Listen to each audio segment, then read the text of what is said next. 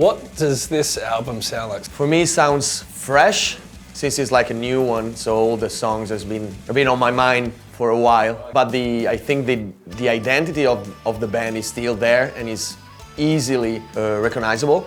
Sounds like a Rumjacks album. It sounded fucking awesome.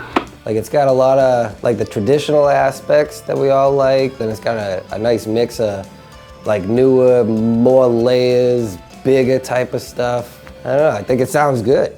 I like it. It's got everything, you know, all the stuff we love. Honestly, it's a sick fucking record. It's a tough one to describe. This is usually a point in a band's career where they start doing some weird shit.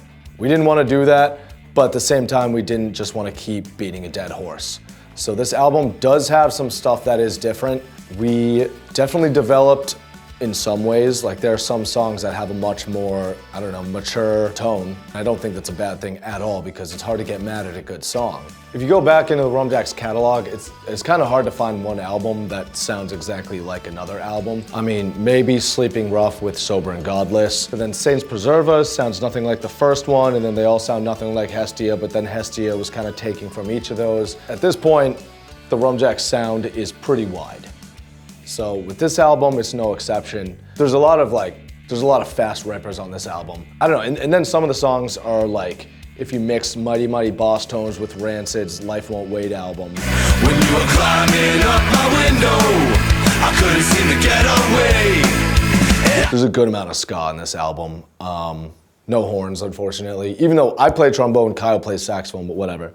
We're using a kick and rack tom from one kit. We're using a floor tom that actually is a killer. It's probably the best sounding floor tom I've ever found in my life.